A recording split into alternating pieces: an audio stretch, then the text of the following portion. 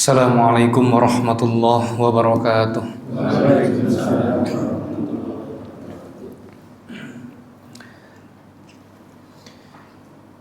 Alhamdulillah, alhamdulillahi ala kulli hal, walhamdulillahilladzi bi ni'matihi tatimmus shalihat. Nashhadu an la ilaha illallah wahdahu la syarika lah, wa nashhadu anna Muhammadan abduhu wa rasuluhu la nabiyya wa la rasula ba'dah. Allahumma salli wa sallim wa barik ala hadzal nabiyil karim, nabiyyina wa rasulina wa habibina Muhammad ibn Abdillah wa ala alihi wa ashabihi wa man sara ala nahdihi ila yaumil qiyamah.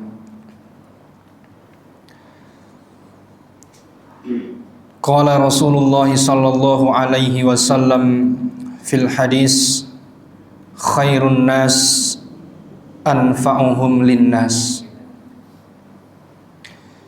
Alhamdulillah, selalu diingatkan oleh Allah Subhanahu wa ta'ala untuk memperbanyak mengucapkan kalimat alhamdulillah sebagai bukti bahwa kita berusaha untuk mensyukuri nikmatnya Allah Subhanahu wa ta'ala.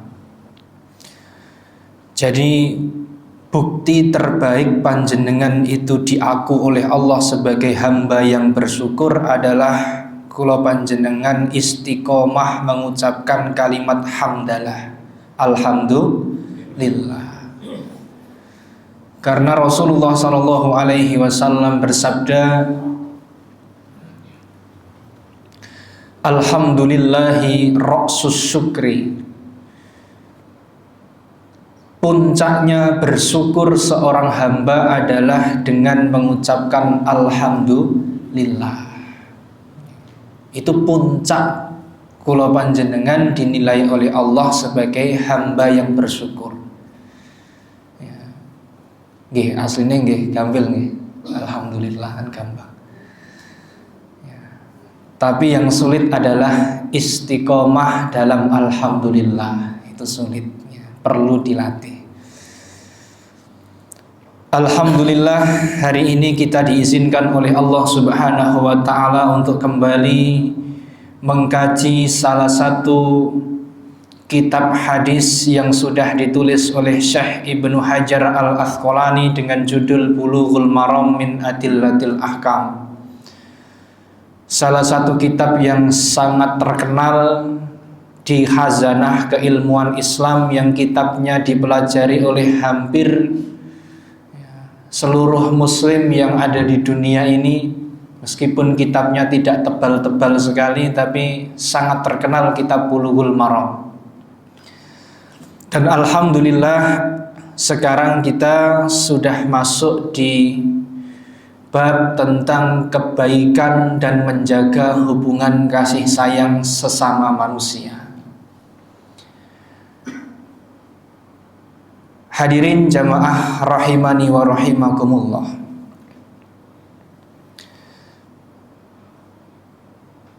Terakhir materi yang saya sampaikan, kalau tidak salah nih, karena saya sudah lama nih, karena ada hal-hal 1-2 kesibukan yang harus saya selesaikan sehingga belum bisa membersamai panjenengan semuanya di kajian Bulughul Maram di hari Rabu malam Kamis. Terakhir materi yang saya sampaikan adalah, kalau beberapa panjenengan masih ingat, tentang perintah dari Rasulullah sallallahu alaihi wasallam, perintah membagikan makanan kepada tetangga.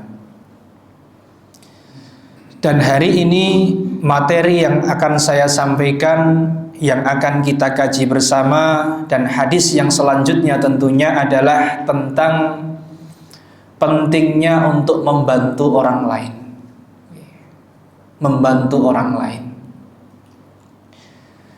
Bagaimana secara khusus Rasulullah Muhammad sallallahu alaihi wasallam jabarkan membantu orang lain dengan cara-cara tertentu. Saya baca hadisnya. Wa an Abi Hurairah radhiyallahu anhu qala Rasulullah sallallahu alaihi wasallam, man naffasa an mu'minin kurbatan min kurabid dunya naffasallahu anhu kurbatan min kurbi yaumil qiyamah. Wa man yassara ala mu'sirin yassarallahu alaihi fid dunya wal akhirah. Wa man satara musliman satarahu Allahu fid dunya wal akhirah. Wallahu fi aunil abdi ma kana al abdu fi auni akhihi. Akhrajahu Muslim. Hadisnya sangat panjang nih. Kalau biasanya sebelum-sebelumnya hadisnya pendek, ini hadisnya sangat panjang. Ada 4 hal yang disampaikan oleh Rasulullah Muhammad SAW di dalam hadis ini. Pelan-pelan nanti kita sampaikan. Rasulullah Muhammad SAW bersabda, man naffasa an mu'minin kurbatan min kurabid dunya. Barang siapa yang melepaskan kesengsaraan orang lain, naffasallahu anhu kurbatan min kurabi yaumil qiyamah. Dia akan dilepaskan oleh Allah kesusahannya di hari kiamat nanti. Barang siapa yang membantu kesusahan orang lain, melepaskan kesusahan orang lain, melepaskan kesengsaraan orang lain, dia akan dibantu oleh Allah Subhanahu wa ta'ala dari kesengsaraan di hari kiamat nanti. Ini yang menjanjikan bukan ustadz, bukan kiai, bukan ulama, tapi janji ini disampaikan oleh Rasulullah Muhammad sallallahu alaihi wasallam. Jadi Rasul berjanji, siapa yang di dunia ini melepaskan kesusahan orang lain, membantu orang lain dalam bentuk apapun, dia akan dibantu oleh Allah Subhanahu wa ta'ala lepas dari kesusahan dan kesengsaraan di hari akhirat. Ini hadis atau poin pertama dari hadis ini. Yang kedua adalah waman yassara ala mu'sirin.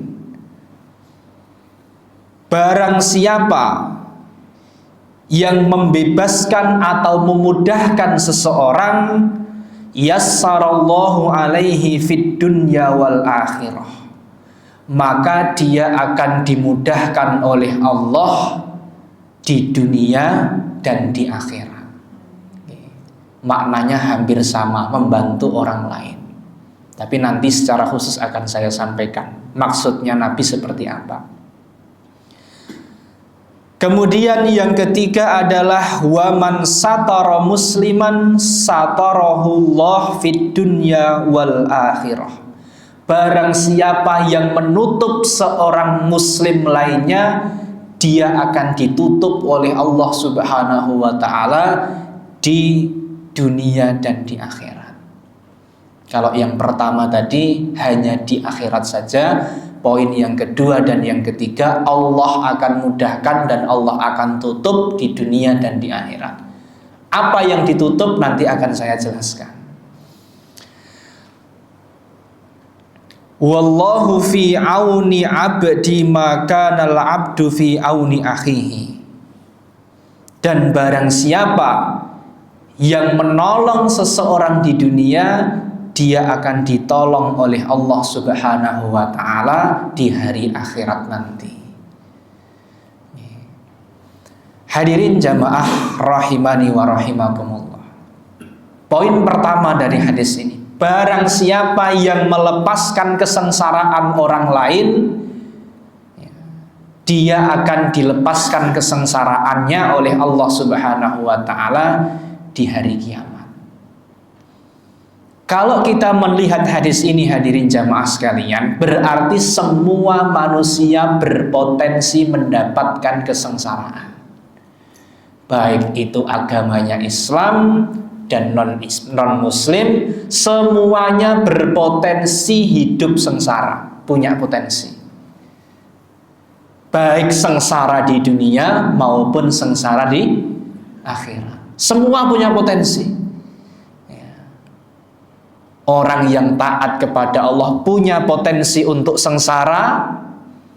Orang yang tidak taat kepada Allah juga punya potensi untuk sengsara. Masa depan tidak ada yang tahu kecuali Allah Subhanahu wa ta'ala. Lantas pertanyaannya, kenapa Allah Subhanahu wa ta'ala itu mentakdirkan seseorang, salah satu dari kita, untuk hidup sengsara? Jadi hampir setiap kampung pasti ada orang yang hidupnya sengsara. Dan sengsaranya macam-macam. Ada yang sengsara karena ujian ekonomi, ada yang sengsara karena keluarganya, ada yang sengsara karena kesehatannya, ada yang sengsara karena jabatannya, lain-lain, macam-macam. Tapi hampir semua kampung bisa dikatakan seperti itu, ada orang yang sengsara. Kenapa Allah Subhanahu wa ta'ala tidak mensejahterakan semua manusia? Padahal gampang Allah Subhanahu wa ta'ala untuk membuat semuanya sejahtera. Allah membuat salah satu dari kita hidupnya sengsara agar kita itu timbul rasa membantu orang lain. Itu yang dimau oleh Allah Subhanahu wa ta'ala. Kenapa ada orang sakit? Biar yang lain membantu orang yang sakit. Kenapa ada fakir miskin? Agar orang yang lain membantu fakir miskin yang sudah ditakdirkan oleh Allah Subhanahu wa ta'ala. Maka sampai hari kiamat besok, yang namanya yatim, yang namanya fakir miskin, yang namanya orang sakit mesti ada. Mesti ada. Ya. Orang sakit, fakir miskin, yatim itu pasti ada sampai hari kiamat nanti. Agar makhluk yang lainnya, agar kita, orang yang di sekitarnya bisa mengamalkan perintah Allah yang lain untuk membantu orang sakit, untuk membantu fakir miskin, dan membantu anak yatim. Ya. Jadi jangan kemudian kadang ada program memberantas kemiskinan. Gak mungkin kemiskinan bisa diberantas. Nabi saja tidak bisa memberantas kemiskinan. Tapi yang diberantas oleh Nabi adalah mental miskinnya. Kalau mental miskin bisa diberantas, tapi kalau kemiskinan dari zaman Nabi sampai besok kiamat pasti ada orang miskin. Supaya orang kaya membantu orang yang miskin tadi. Kalau semua orang kaya kira-kira amalan membantu orang miskin wonten mboten? Enggak ada. Terus apa gunanya ayat Allah Subhanahu wa ta'ala? Surat Al-Ma'un contohnya. Perintah untuk memberi makan anak yatim dan memberi makan fakir miskin. Kalau semuanya kaya, ayat ini tidak bisa diamalkan. Ayat ini bisa diamalkan karena ada orang miskin. Ayat tentang membantu anak yatim di surat Al-Ma'un bisa diamalkan kalau di sekitar kita ada anak yatim. Nah, ini melepaskan kesusahan orang lain. Ya, dan khusus untuk anak yatim ini kenapa?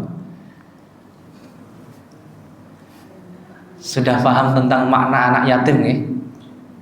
Ini salah satu amalan yang nilai pahalanya sangat tinggi di mata Allah Subhanahu wa ta'ala. Anak yatim. Anak yatim yang selama ini panjenengan maknai ini kenapa? Yang ditinggal sinten? Bapaknya. Kalau yang ditinggal ibunya apa? Piatu ngoten nggih. Ya. Rasulullah Shallallahu alaihi wasallam bersabda, anak yatim itu syaratnya ada 2. Kalau bukan syarat yang disebutkan oleh Rasul berarti bukan anak yatim. Panjenengan nanti bisa kira-kira betul tidak anak yatim yang sudah panjenengan fahami dari dulu sampai sekarang. Anak yatim kata Nabi itu syaratnya 2. Man mata abuhu wa man lam yabligh. Man mata abuhu, anak yang ditinggal mati oleh bapaknya waman lam yablik dan dia belum balik. Berarti kalau anak tersebut sudah balik, dalam Islam tidak masuk dalam kategori yatim. Berarti kalau sudah balik nggak usah dibantu. Ya dibantu, tapi pahala yang dimaksud oleh Allah dan Rasulnya itu sudah berbeda. Pahala terbesar membantu anak yatim adalah anak yang ditinggal mati oleh bapaknya dan dia belum dalam kondisi balik.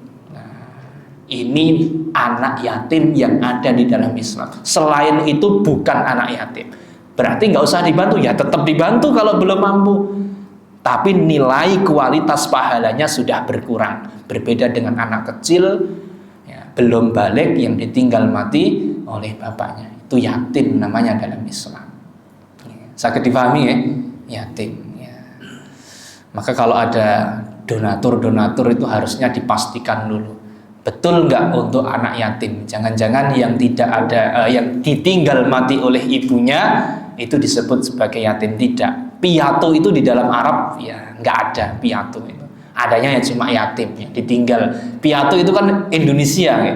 Ada yatim, ada piatu. Tapi di dalam Islam itu yang pahalanya besar bukan orang yang ditinggal mati oleh ibunya, tetapi yang pahala besar adalah orang yang anak yang ditinggal mati bapaknya dan dia belum balik. Itu yatim. Dan orang yang membantu kesusahan anak yatim tersebut, dia akan dibantu oleh Allah Subhanahu wa Ta'ala di hari kiamat nanti atau di akhirat. Dan tidak ada sesuatu pun yang bisa membantu seseorang di hari akhirat kecuali Allah Subhanahu wa Ta'ala. Hanya Allah lah pemberi syafaat, hanya Allah lah yang bisa menyelamatkan kula panjenengan dari siksaan Allah Subhanahu wa Ta'ala. Ada sebuah hadis, hadirin jamaah sekalian. Ada seorang yang agamanya Islam, Rasul bercerita, itu dipanggil oleh Allah Subhanahu wa Ta'ala, dihisab di hari akhirat, di hari kiamat, dihisab oleh Allah Subhanahu wa Ta'ala. Dan satu persatu dipanggil oleh Allah Subhanahu wa Ta'ala. Ada orang muslim sendirian dipanggil oleh Allah Subhanahu wa Ta'ala, dan di sekitarnya itu ditutup dengan sebuah kain atau sebuah tabir penutup hijab. Jadi di ruangan itu diibaratkan oleh Nabi hanya kita dengan Allah Subhanahu wa Ta'ala. Muslim itu sendiri langsung berhadapan dengan Allah Subhanahu wa Ta'ala. Dan orang yang beriman atau orang yang Islam tadi ditanya oleh Allah, apakah dulu di dunia kamu melaksanakan dosa ini? Kamu masih ingat? Dan orang tersebut menjawab, iya Allah, saya masih ingat. Apakah kamu melaksanakan dosa yang kedua, yang ketiga, yang keempat, dan seterusnya? Semua satu persatu diingatkan oleh Allah. Dan orang muslim tadi yang mengatakan, iya ya Allah, saya melakukan dosa tersebut. Ini disidang oleh Allah Subhanahu wa Ta'ala. Sendirian orang muslim ini. Dan termasuk kita mungkin nantinya yang sendirian menghadap Allah Subhanahu wa Ta'ala. Ya. Kemudian karena orang ini itu punya amalan membantu orang lain, maka Allah Subhanahu wa Ta'ala itu mengampuni seluruh dosa-dosa yang sudah diperbuat oleh orang ini semasa hidup di dunia. Hanya karena orang ini membantu kesusahan orang lain dan menutup aib orang lain, maka di akhirat nanti orang ini akan ditutup oleh Allah Subhanahu wa Ta'ala keburukannya, dan dosa yang dilakukan diampuni oleh Allah Subhanahu wa Ta'ala. Nah, ini motivasi bagi kita semuanya. Hadirin jamaah rahimakumullah. Hadis yang saya sebutkan tadi itu berkaitan dengan membantu orang muslim. Karena Nabi Muhammad secara spesifik menyebutkan barang siapa yang melepaskan kesengsaraan orang muslim lainnya, dia akan dilepaskan oleh Allah kesengsaraannya di hari kiamat nanti. Lantas bagaimana ketika kita melepaskan kesengsaraan non muslim? Boleh betul? Membantu orang non muslim? Boleh. Ya. Tapi menurut para ulama, kenapa Nabi Muhammad mengkhususkan ucapannya yang ini hanya untuk membantu orang muslim? Karena nilai membantu orang muslim pahalanya lebih besar daripada membantu orang non-muslim yang kesusahan. Dua-duanya mendapatkan pahala dari Allah, tapi derajat pahalanya lebih tinggi mengutamakan membantu orang muslim daripada non-muslim. Maka di sini secara khusus Rasulullah Muhammad sampaikan, barang siapa yang melepaskan kesengsaraan orang muslim lainnya, dia akan dilepaskan kesengsaraannya oleh Allah Subhanahu wa taala di hari akhir nanti. Hadirin jamaah rahimakumullah.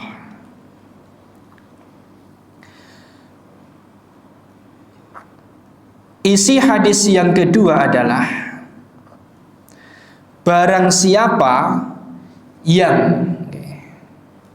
memudahkan urusan orang lain, dia akan dimudahkan urusannya oleh Allah di dunia maupun di akhirat.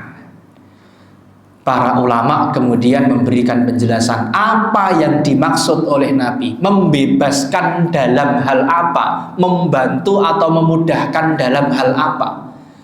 Para ulama sepakat bahwa yang dimaksud oleh Nabi Muhammad SAW adalah membantu seseorang, memudahkan seseorang dalam melunasi hutangnya. Orang inilah yang dinilai oleh Allah Subhanahu wa taala layak untuk hidupnya dimudahkan di dunia maupun di akhirat. Membebaskan atau memudahkan seseorang untuk melunasi hutangnya. Maka ketika kita menghutangi orang lain, atau ada orang lain yang berhutang kepada kita, kok dia itu tidak mampu, lahir batin kita tahu bahwa orang yang berhutang kepada kita itu tidak mampu untuk melunasinya, maka wajib bagi kita sebagai orang yang menghutangi untuk memberikan waktu yang lebih lama kepada orang yang berhutang tersebut. Wajib hukumnya di dalam Islam. Bahkan tidak boleh, berarti haram hukumnya untuk memaksa seseorang yang punya hutang terhadap kita dan dia tidak mampu untuk memaksa bayar kepada kita. Tidak boleh di dalam Islam. Bahkan ulama memberikan penjelasan, nyindir pun tidak boleh. Tapi syaratnya apa? Orang yang berhutang terhadap kita, kita tahu orang itu tidak mampu untuk membayarnya. Tidak boleh kita paksa membayar hutangnya kepada kita. Nggak bisa. Itu wajib. Ada cara sunnah juga untuk membantu orang yang berhutang kepada kita. Sunnahnya adalah dengan membebaskan sebagian atau seluruh hutang yang dimiliki oleh orang lain kepada kita. Dibebaskan. Ini sunnah, artinya tidak harus panjenengan ketika dihutangi oleh orang lain dibebaskan hutangnya, tidak. Ini merupakan perkara sunnah. Dan Allah Subhanahu wa ta'ala menghargai harta panjenengan. Itu hak panjenengan untuk menagih hutang terhadap orang lain yang berhutang kepada panjenengan. Nah, untuk orang yang memberikan bantuan, memberikan jaminan kepada orang lain supaya mudah membayar hutang kepada kita, orang tersebut dijanjikan oleh Rasulullah Muhammad SAW hidupnya akan dimudahkan segala urusannya di dunia maupun di akhirat. Dan Allah Subhanahu wa ta'ala tidak memberikan batasan. urusan apa yang dimudahkan oleh Allah Subhanahu wa taala. Bagi orang-orang yang memudahkan hutang orang lain, Allah tidak memberikan batasan. Artinya jika ada dalil kok Allah tidak menjelaskan secara khusus, maka dalil tersebut dimaknai umum atau tidak ada batasannya. Berarti ketika kita membebaskan hutang orang lain, memberikan tempo kepada orang lain untuk membayar hutang kepada kita, melonggarkan orang lain, berarti kita dimudahkan oleh Allah dalam segala urusan yang akan kita jalani. Karena Allah tidak membatasi batasan yang akan diberikan oleh Allah Subhanahu wa taala berupa kemudahan. Ya, artinya bisa jadi semua urusan kita dimudahkan oleh Allah Subhanahu wa taala. Ya.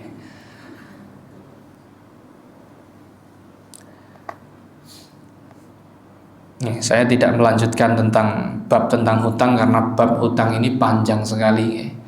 Saking panjangnya bab hutang sampai Allah Subhanahu wa taala menurunkan ayat yang paling panjang di dalam Al-Qur'an, Al-Baqarah 280, yang semuanya berisi tentang hutang. Ya, karena hutang itu masalahnya panjang. Dan Allah Subhanahu wa taala juga menurunkan sebagai tanda-tanda kalau hutang itu masalah yang panjang. Allah berikan tanda-tanda ayat yang menjelaskan tentang hutang piutang adalah ayat terpanjang di dalam Al-Quran, surat Al-Baqarah. Itu satu halaman sendiri hanya membahas tentang hutang. Ini.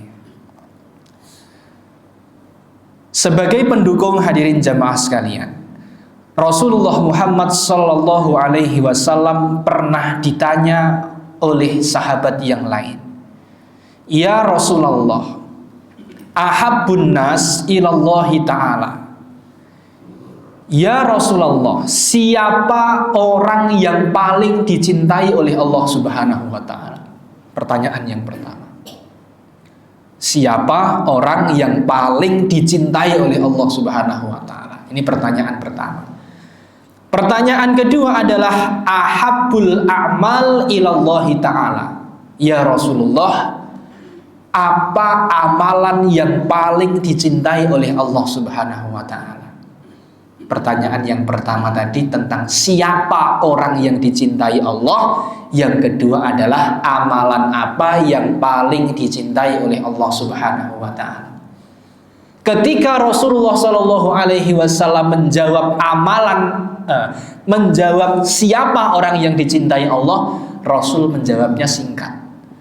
Tapi ketika ditanya oleh sahabat siapa amalan yang dicintai oleh Allah, Rasul menjawabnya panjang. Ketika ditanya siapa manusia yang paling dicintai oleh Allah Subhanahu wa taala, Rasulullah Shallallahu Alaihi Wasallam menjawab, anfa'uhum linnas. Manusia yang paling dicintai oleh Allah adalah manusia yang paling banyak membawa manfaat kepada orang lain. Artinya hablum minallahnya diimbangi dengan hablum minan nas. Tidak hanya sholat tahajud, tidak hanya sholat fardu, tetapi infak sedekah membantu orang lain juga dilakukan secara istiqomah. Ini orang yang paling dicintai oleh Allah Subhanahu wa taala. Tetapi ketika Rasulullah Muhammad ditanya amalan apa ya Nabi yang paling dicintai oleh Allah Subhanahu wa taala, Rasulullah Shallallahu Alaihi Wasallam menjawab, yuksafu anhu kurbatan au yukdo anhu dainan. Orang yang melepaskan kesusahan orang lain dan orang yang membantu membayar hutang orang lain. Itu adalah amalan yang paling dicintai oleh Allah Subhanahu wa taala. Jadi jangan meremehkan membantu saudara kita. Itu meskipun kita tidak sadar sering melakukannya, bisa jadi itu amalan terberat kita di hadapan Allah Subhanahu wa taala. Karena percuma orang tahajudnya rutin tapi hablum minan nasnya gagal di mata Allah Subhanahu wa taala. Karena iman di dalam Al-Quran harus hampir selalu bergandeng dengan amal soleh. Begitu pula sholat di dalam Al-Quran hampir selalu bergandeng dengan zakat. Aqimus sholah wa atuz zakat. Yuqimuna sholah wa yu'tuna zakat. Tuqimuna sholah wa tu'tuna zakat. Selalu seperti itu. Karena Allah Subhanahu wa ta'ala pengen hambanya itu hubungan dengan Allahnya baik, hubungan dengan manusianya baik. Sholat itu hubungan dengan Allah, apa hubungan dengan manusia? Hubungan dengan Allah, murni dengan Allah Subhanahu wa ta'ala. Kita sholat, istri kita nggak ada untungnya sama sekali. Orang lain, tetangga nggak ada untungnya sama sekali. Sholat mutlak hubungan kita dengan Allah Subhanahu wa ta'ala. Kita tidak sholat, istri kita, anak kita juga tidak rugi. Orang lain, tetangga juga tidak rugi ketika kita tidak sholat. Tapi ketika zakat itu tidak ditunaikan, maka banyak hak orang lain yang tidak panjenengan berikan. Artinya zakat dan sholat itu merupakan contoh bahwasanya hubungan kepada Allah harus baik, hubungan kepada sesama manusia makhluknya Allah yang lain juga harus baik. Nah, itu pentingnya untuk membantu orang lain dari segala macam kemampuan kita. Yang bisanya membantu dengan ilmu, ya dibantu dengan ilmu. Yang bisanya membantu dengan tenaga, ya membantu dengan tenaga. Yang bisanya membantu dengan harta, ya dibantu dengan harta. Persis apa yang dicontohkan oleh Rasul dan para sahabat yang lain. Para sahabat itu ketika membantu orang lain sesuai dengan kemampuannya semua. Sesuai dengan kemampuan. Bilal bin Rabah itu miskin. Dan Bilal bin Rabah itu juga tidak infak sedekah seperti orang-orang lain. Maka Bilal bin Rabah membantu orang lain dengan tenaganya. Senang membantu orang lain dengan tenaganya. Itu Bilal bin Rabah. Karena dia nggak punya harta untuk membantu orang lain dengan hartanya. Beda lagi dengan sahabat yang lain bernama Abdurrahman bin Auf misalkan. Sahabat yang paling kaya raya. Dia suka membantu orang lain dengan kemampuan hartanya. Bahkan dikenal dengan jor-joran untuk menginfakkan hartanya. Abdurrahman bin Auf yang pernah menghajikan berapa itu? 150 orang. Itu dihajikan oleh Abdurrahman bin Auf dengan unta yang dia kasih, dengan harta perbekalan yang sudah disiapkan oleh Abdurrahman bin Auf. Siapa orang Madinah yang pengen berhaji ke Mekah, silahkan berhaji. Ada 150 orang. Ya. Itu kalau zaman sekarang haji furoda nih 300 juta itu kali, itu yang dilakukan oleh Abdurrahman bin Auf ya, kali 150 orang. Abdurrahman bin Auf ya, dia membantu orang lain dengan kemampuan. Kalau kemampuannya harta, dia bantu orang lain dengan hartanya. Bahkan Abdurrahman bin Auf juga pernah secara cuma-cuma dia beli 50 ekor unta, dan untanya itu diberikan perbekalan lengkap, makanan pokok, pakaian, dan unta itu disuruh berjalan di tengah kota Madinah, dan orang-orang disuruh mengambil terserah apa yang dia mau dari untanya atau barang yang dibawa oleh untanya. Itu Abdurrahman bin Auf ya. Semua ada contohnya. Yang punyanya hanya tenaga, ada Bilal bin Rabah, ada Yasir dan lain sebagainya, yang suka membantu orang lain bukan dengan hartanya tapi dengan tenaganya. Tapi nilainya di mata Allah Subhanahu wa ta'ala ya insya Allah sama. Kalau Allah Subhanahu wa ta'ala menilai kemampuan kita dari persenan, itu kan akan sama. Orang yang punyanya harta 1 miliar, kalau nilainya persenan, ya dia akan sama dengan orang yang punya 1 juta yang berinfak 1% sama dengan orang yang punya 1 miliar infaknya 1% sama. Ya, artinya Allah Maha Adil, tahu dengan kemampuan kita, dan Allah Subhanahu wa Ta'ala yang akan memberikan pahala sesuai dengan kemampuan yang kita miliki. Nah, itu poin yang kedua, membebaskan orang lain dari hutang. Poin yang ketiga dari hadis ini, hadirin jamaah sekalian, adalah barang siapa yang menutup seorang yang muslim, dia akan ditutup oleh Allah Subhanahu wa Ta'ala di akhirat nanti. Yang dimaksud oleh Rasulullah, kata para ulama, adalah menutup aib dan kesalahan orang muslim lainnya, khususnya tidak menyebarkan, tidak memviralkan, tidak menyebar aib atau kesalahan orang lain kepada orang lain. Dan orang yang bisa menjaga aib orang lain, termasuk keluarga kita, aibnya akan dijaga oleh Allah Subhanahu wa Ta'ala di dunia maupun di akhirat nanti. Kita bisa dinilai buruk oleh orang lain, itu karena keburukan kita dibuka oleh Allah Subhanahu wa Ta'ala. Kita bisa dinilai baik oleh orang lain, mungkin karena keburukan kita ditutup oleh Allah Subhanahu wa Ta'ala. Bisa jadi seperti itu, karena Rasulullah Muhammad yang menyampaikan seperti itu. Kalau kita menutup aib orang lain, ya, aib kita di dunia maupun di akhirat akan ditutup oleh Allah Subhanahu wa Ta'ala.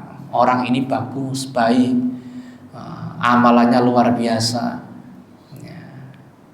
Bisa jadi bukan karena amalan kita dinilai baik oleh orang lain, karena keburukan kita ditutup oleh Allah Subhanahu wa Ta'ala, dan yang tahu keburukan kita hanya kita sendiri. Nah, itu keutamaan dari Allah Subhanahu wa Ta'ala. Dan orang yang seperti ini, yang menjaga aib orang lain, dan di dunia itu aibnya tertutup, ditutup oleh Allah, kata Nabi, orang yang seperti ini kemungkinan besar di akhirat nanti aibnya akan ditutup oleh Allah Subhanahu wa Ta'ala. Kesalahannya akan diampuni oleh Allah Subhanahu wa Ta'ala, seperti hadis yang sudah saya sampaikan tadi. Sudah adzan nggih, Pak? 2 menit. Nggih.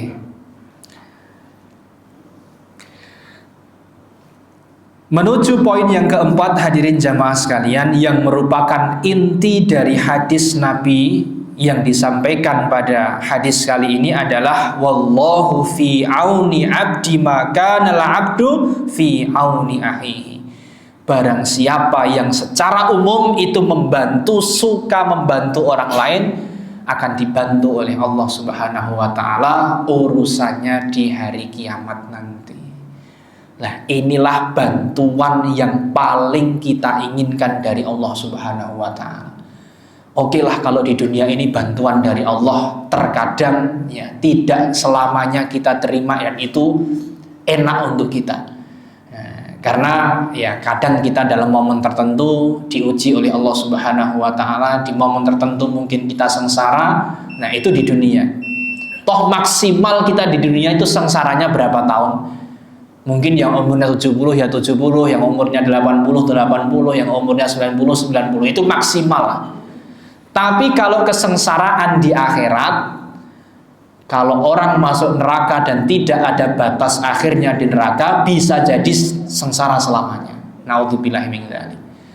Tapi kalau Allah Subhanahu wa Ta'ala sudah menghilangkan kesengsaraan karena kita suka membantu orang lain, sekecil apapun bentuk bantuannya, kesengsaraan kita di hari kiamat nanti akan dihilangkan oleh Allah Subhanahu wa Ta'ala. Dan inilah ya sabda Rasulullah Sallallahu Alaihi Wasallam menguatkan ayat yang ada di dalam surat Al-Maidah, ta'awanu 'alal birri wat taqwa wa la ta'awanu 'alal itsmi wal udwan. Tolong menolonglah di dalam kebaikan, dan jangan tolong menolong di dalam dosa dan keburukan. Ini yang bisa saya sampaikan, hadirin jamaah sekalian. Semoga bermanfaat bagi saya dan panjenengan semuanya. Mudah-mudahan kita bisa lebih istiqomah untuk menghadiri kajian-kajian ilmu, karena inilah jalan kita menuju surganya Allah Subhanahu wa taala. Wallahu taala a'lam. Wassalamualaikum warahmatullahi wabarakatuh.